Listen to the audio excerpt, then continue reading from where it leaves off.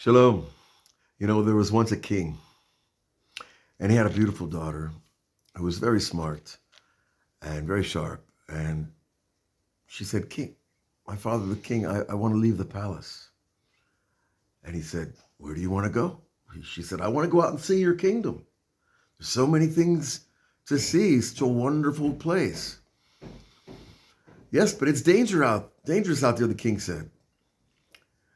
And so the princess, the daughter of the king, said, "I'll take care of myself. I'll have people guarding me. I'll be protected. I'm not a fool. I know the safe places, the dangerous places. But I want to gain knowledge and wisdom and understanding from the kingdom. I can't sit in the four walls of my classroom anymore. How many PhDs can you get before you experience life?" So the king reluctantly let his daughter go out into the kingdom, and she traveled and she learned and she traveled and she shared and she observed and she wrote and she was in touch with the king. But at a certain point, the king said, "It's time for you to come back. I see dangerous signs on the horizon. I see that the kingdom is not safe anymore. I see that people know that you're about, and they know you're an extremely valuable person. And there are thieves and robbers and kidnappers out there who just love to get a hold of you. So it's time for you to come home." And the princess, she really didn't want to leave yet. She didn't feel it was time yet. She still had more to do, more to learn, more to grow, more to create. And the king said, "But you really must come home. It's dangerous." "Abba, I can't come home. My father, the king, I just can't come home now. It's not ready. I'll come home when I'm ready." And the king said, "Oh, you want to decide when you're ready to come home? Do you know the future? Have you seen the future? Do you know what's out there? What's coming down the road?" And so the princess, well, because she loved her father very much, and she wanted to come home, part of her. But part of her was wrapped up in the life that she had made outside the palace, outside the kingdom. And so she waited and didn't answer. And that hurt the king even more. And he waited and waited and waited, and she didn't come back until he sent men into the kingdom to find her and to bring her back. And these men searched for her for a very long time and went to all kinds of places all over the kingdom and in the world to find the princess. And then they found her, and they said, "Your father wants us to bring you home." She said, "Not yet, not yet. I still have what to do here." And the man said, "Well, we have to bring you back, whether by force or not." And that's what the king's orders were. "So if you don't come back pleasantly, we'll have to take you back." That's not going to be nice. And we don't want to treat the princess that way. The princess by now had been a long time out of the palace and was used to the world as it is, outside the purity and refinement of the royal palace. And she thought, well, I can put these guys off, I can work around them. I have my own people, my own wealth, my own weapons, my own militia. And so there began this cat and mouse game, chasing, running, hiding, retreating between the king's men and the princess. At a certain point, the king asked his men for a report on what was happening, and they said, "Well, we found the princess, but she's still refusing, and we have a real hard time doing it by force." And the king said, "Okay, well, think of another way to do it besides direct force. Let's try something indirect. Let's create something around her that makes her want to come home. Let's create a subtext, a backstory that goes wherever the princess goes, follows her, and makes her life not so easy, and maybe even threatening, because she needs to come home. There are elements in the kingdom that are after her, that are really going to do whatever they can to kidnap and perhaps torture and perhaps rape. Who knows? Even though she is the princess of the king, when a person reaches that level of evil, he doesn't care about himself. He only wants what he wants, and he's willing to die for it. And these are the most dangerous enemies that a person can have, the ones who don't care about life, their own life, and certainly not anybody else's. And so the men of the king gathered other men that they knew would be interested in the princess, and they began to make inroads towards the princess, attacks, threats, protests, direct statements. This is our land.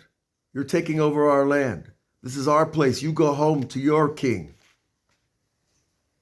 We don't want you here. And so on and so forth. And the princess started to think, maybe my father, the king, is right. Maybe it's time to go home. But I've got a lot of life I've built out here. Family, children, grandchildren, businesses. I'm a billionaireess. I can't just move back to the palace of the king. I need my own palace. Well, my king he's got a lot of land. He can build me a new palace. And yet she made these calculations in her head, these negotiations with herself about, should I go or not go, now, later, soon, maybe in the not so distant future. And all this was just delaying her decision. And so that the men that originally been assigned to bring the queen, the princess, back to the king and queen, they started to really worry for themselves. And at a certain point,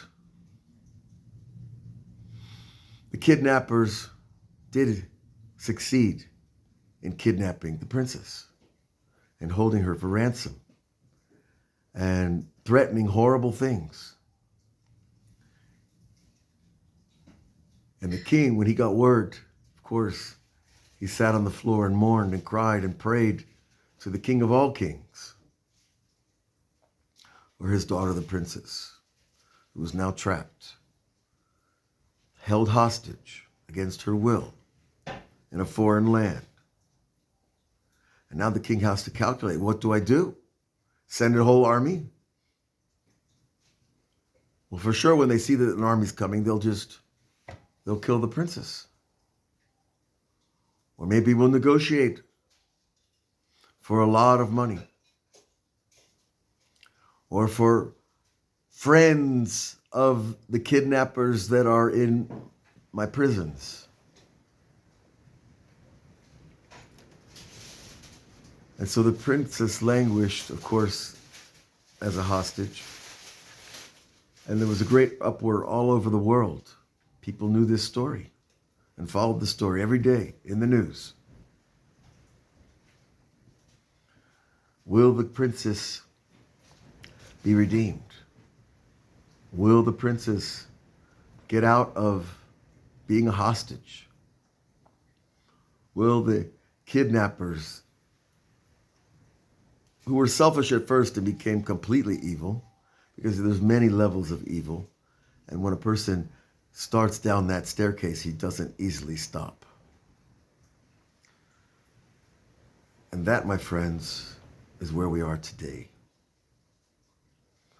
the princess, the divine presence, the Jewish people as a collective soul are being held hostage by the external forces who are represented by many different people, not the Azans necessarily, and just Hamas or Jihad Islami. They're all evil forces all over the world. And not all of them are Muslims.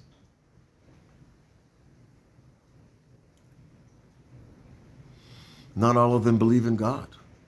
Some of them believe in the anti-God. Christians that go off so bad they can believe in the opposite of the Messiah. Because that's the nature on the continuum between good and evil.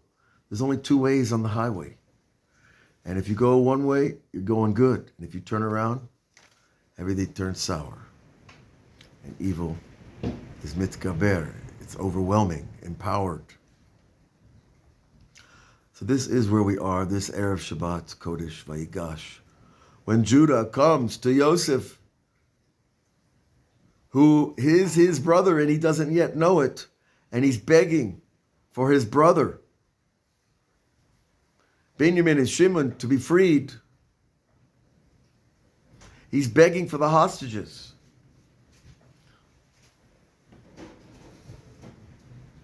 And he thinks he's begging to Pharaoh's second man, which of course Yosef is.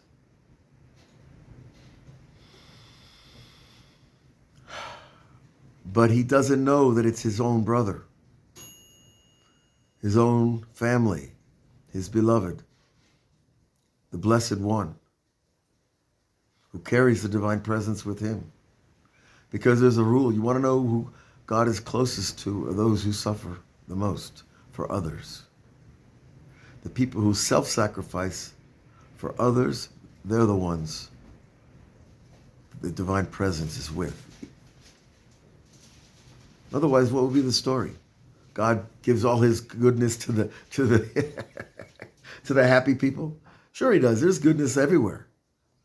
But the closeness to the presence of God depends on our self-sacrifice for others.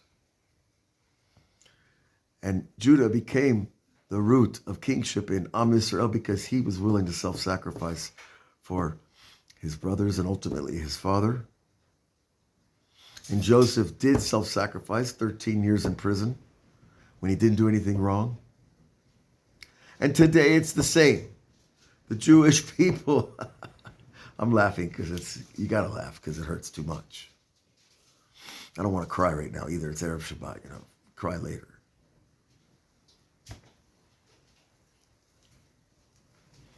But the Jewish people are in the same situation. We're the victims, and then the perpetrators turn themselves into victims in the narrative. They flip the narrative. You're not the carriers of the presence of God. We are. You're the evil ones. You're the murderers and rapists and all the other lies that they can drum up. And this is the final war of wars. Now, we don't know how long it's going to last, but this is the one. This is the war between God and the part of mankind that doesn't want God. The part of mankind that wants to continue on just like it is, which is a horrible thing too. So is it a war between Hamas and Israel? In the external form. But this war being played out down here is only a mirror image of the war in heaven between forces of good and evil. Sounds like a Hollywood cliche, right? Well, the cliche came from somewhere, didn't it? Hollywood didn't invent it. But we know, we have faith and we have promises, and we have 48 prophets and 6 prophetesses in the Tanakh that have all spoken about these days, this war, and the ultimate redemption that's going to happen. Because ultimately, the Jewish people are all over the world now. They're not just in Egypt trying to get out of Egypt. They're not just in Rome or in Babylon. They're everywhere. And some will come home to Israel and some will continue their lives elsewhere. But the princess is coming back. Jew by Jew, spark by spark, good deed by good deed, prayer by prayer. The princess is coming back, and if you want to be with that, be with the Jewish people. Follow them, believe in them, pray for them. And that makes you part of their story. And if you just stay on the fence, well, staying on the fence gets you hit. You get hit by both sides. And that's no fun. So this is a Shabbos blessing, that we help the Shekhinah come back from her torment, from her being held hostage. In the form of the hostages that are in Gaza right now, those that are still alive, and the hostages to evil all over this planet, because the human race has not yet grown up. The human race is trying to grow up. I think we're in our, rebellious teen years. But that's going to end very soon. Ben Shmona Esrei L'Chuppah, the Mishnah says, at 18 we get married. Who do we get married as the human race? We get married to the divine presence. But we're not quite 18 yet. We're still not ready to take on the responsibility of taking care of the queen. Taking the princess out of exile and making her our queen. But it's going to happen. It is happening. And it's going to continue happening. And no matter what the news tells you and what your local Arab press tells you, they can't stop it. No one can. The only question you have to ask is, where am I in this tumultuous tide of humanity? God bless you to make that choice, the right choice. Choose your God. Choose the Jewish people. Choose the Torah. Because sometimes if we don't choose, the choice will be made for us, and that's not always good. And this is why I call this whole redemption, it's the backdoor redemption.